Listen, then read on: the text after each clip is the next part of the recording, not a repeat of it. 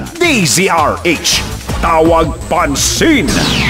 Maraming mga malalabong isyu sa ating lipunan na dapat ay pagtuunan ng pansin ng mga kinauukulan. Tayong lahat ay may karapatan na paalalahanan ang mga iniluklok natin sa kapangyarihan. Sila ay ating bubusisiin dito sa DZRH, tawag pansin!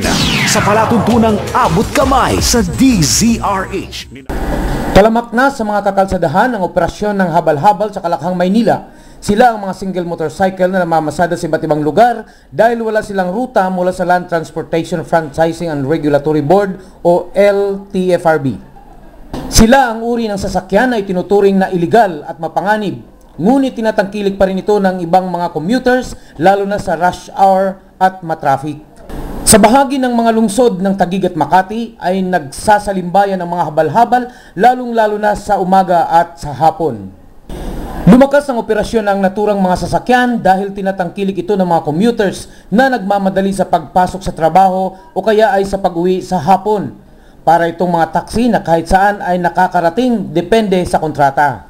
Ang pamamasada ng habal-habal ay itinuturing na iligal sapagkat hindi sila otorisadong bumiyahe dahil sa usaping pangseguridad. Ayon sa pag-aaral ng mga eksperto, mapanganib ang habal-habal kaya hindi ito binigyan ng pamahalaan ng kaukulang permiso o prangkesa.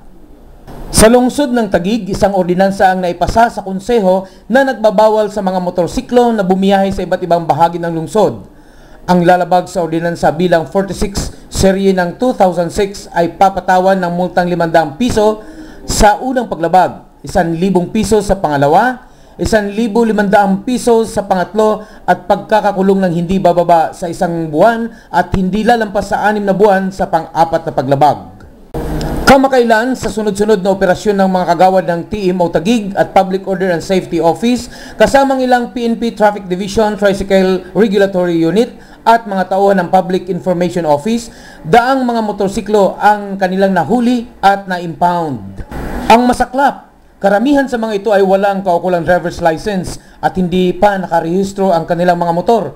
Sa makatuwid, walang kalaban-laban ng mga pasahero kapag na-aksidente sila. Ang habal-habal ay salitang Bisaya. Ang operasyon ito ay nag-originate sa mga bulubunduking bahagi ng lalawigan ng Compostela Valley sa Mindanao. Ito ay ginagamit nilang sasakyan papunta sa mga lugar na matataas, lalong-lalo na sa minahan ng ginto sa kabundukan ng nabanggit na lalawigan. At ito ay mayroong umaabot sa 6 na pasahero bawat isang motor. Nang dumami ang umaakyat sa bulubunduking bayan ng Ninoy Aquino sa lalawigan ng Sultan Kudarat, maliban sa mga hauling trucks ay tanging mga habal-habal lamang ang mabilis na nakakaakyat, sakay ang maraming pasahero.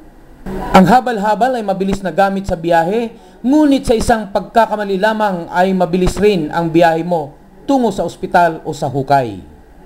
Ito po si Hermie Katig para sa Tawag Pansin ng Abot Kamay sa DZRH Nationwide. DZRH, tawag pansin!